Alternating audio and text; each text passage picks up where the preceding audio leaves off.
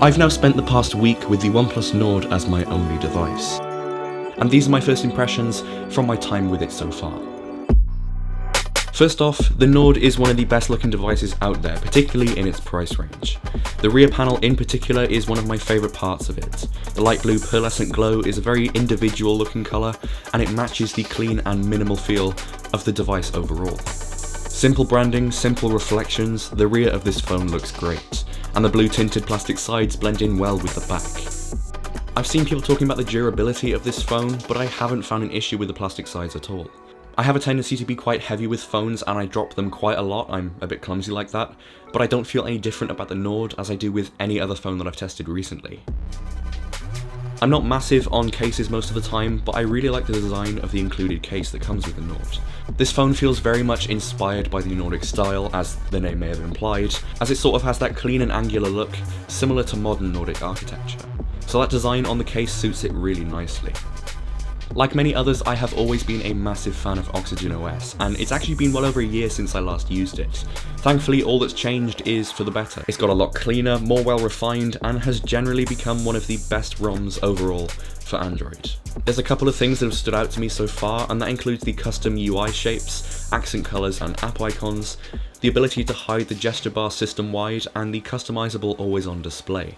And although they may not be completely brand new features, they fit really nicely with this phone, and they're things that stock Android simply doesn't offer. The cameras have been pretty solid throughout my use so far. There have been occasions when a shot won't look the best at the first take, but 9 times out of 10 retaking it seems to fix that. I'll be doing a deeper dive into these cameras soon, but overall, the natural bokeh seems to look really good, and the colours are consistent with other OnePlus devices. And if there's one thing that stands out with every OnePlus phone that I'm really happy to see here, it's the ability to shoot raw photos. So if you're not happy with the original, you can always go and do it yourself in Photoshop or Lightroom and just have the flexibility that RAW offers. Sure, the camera may not be at the standard of the Pixel phones, but this phone is not at the price of them either.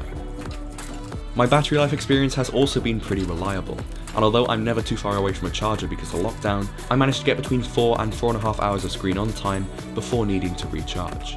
And that's set at 90Hz with the brightness almost permanently pegged at 100%. At the minimum brightness, there does seem to be a little bit of an issue with some tinting and haze.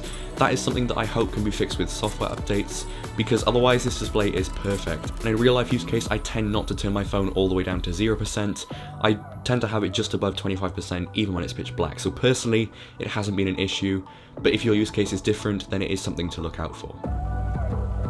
The performance on this phone seems pretty reliable too. The 765G is definitely a mid-range chip, and the most noticeable difference between it and something like the 855 Plus will be in app loading speeds most of the time. But as a standalone device where we're not comparing it to flagship level CPUs, I think this phone's performance is more than good enough for most people.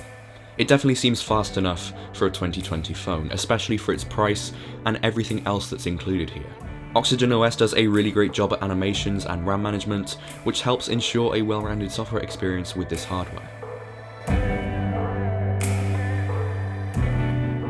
As first impressions go, it seems like a positive one for the OnePlus Nord.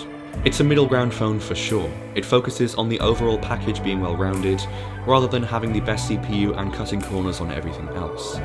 Instead, OnePlus have opted to use a respectable mid-range chip, and pair it with other hardware and software that all lives up to the expectations of a OnePlus phone. I'll be using it as my primary phone for the next month at least, and sharing my experiences with you as I go. But to sum up my experiences so far, it looks like it's the new flagship killer for me.